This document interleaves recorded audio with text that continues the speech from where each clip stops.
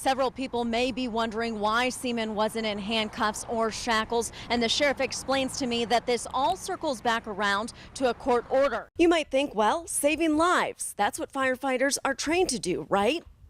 But here at the Warren Fire Department, this crew's main function is to fight fires. The training as a paramedic and EMT is something these three picked up before coming here. Authorities estimate the exchange of gunfire lasted 30 seconds. It was actually members of the Vice Squad that were patrolling the area that heard the gunfire and responded. Even if there were enough fentanyl on the surface like a shopping cart to pose a threat, experts at the Ohio Poison Control Center say a disinfecting wipe won't help. That's because fentanyl is a chemical compound, not a germ.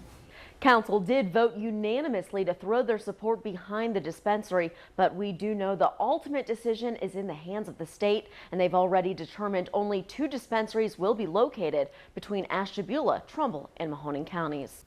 After all, nobody wants to get into a car accident, but the chief does have his concerns. Number 1, enforcement. It'll be difficult to prove if someone's abusing the law.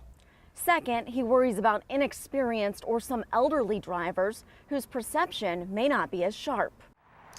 Good evening, Derek and Leslie. At 7 o'clock tonight, our newsroom will receive a fax telling us exactly where an OVI checkpoint is going to take place here in Mahoning County. Now, for a lot of people, that may sound counterintuitive. I mean, if police officers want to catch someone drinking and driving, why would they tell them exactly where they're going to be? Well, it all boils down to the law.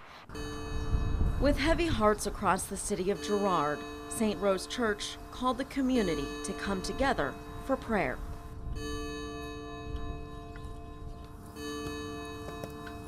People from all across the valley making their way to celebrate the life of fallen police officer Justin Leo.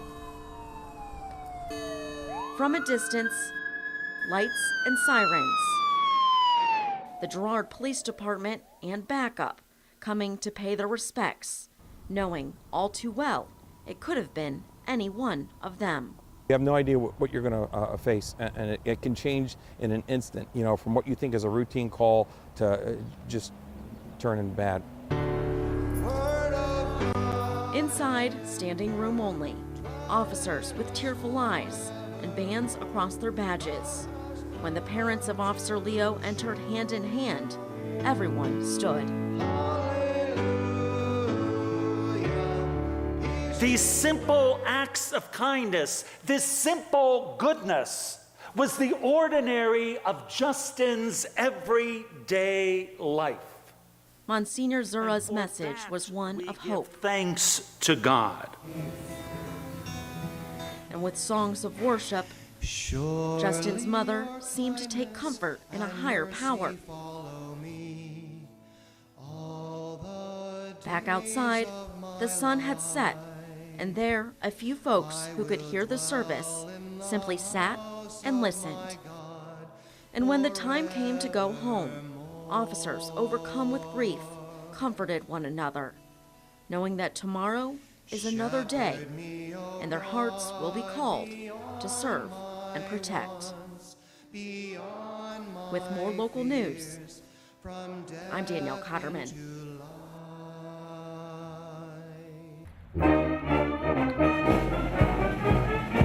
Sound familiar? It should. John Sousa's Stars and Stripes Forever is a staple in just about every concert band's folder.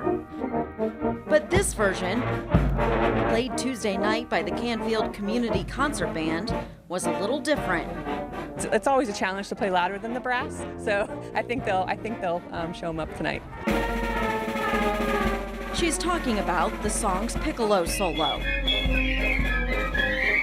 Performed this time simultaneously by 94 piccolo players.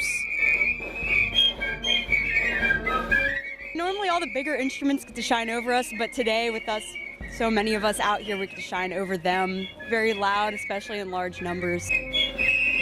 Automatically when someone says, I play the piccolo, they're like, oh, so like that solo in Stars and Stripes. It's like iconic. The performance didn't break any records, There was a similar event last year in Texas, and they had almost 200 piccolos, so we're not quite there.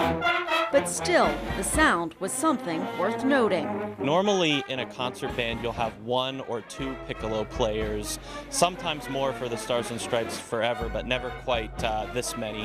Making itself a performance to remember for both those playing and those watching. With more local news,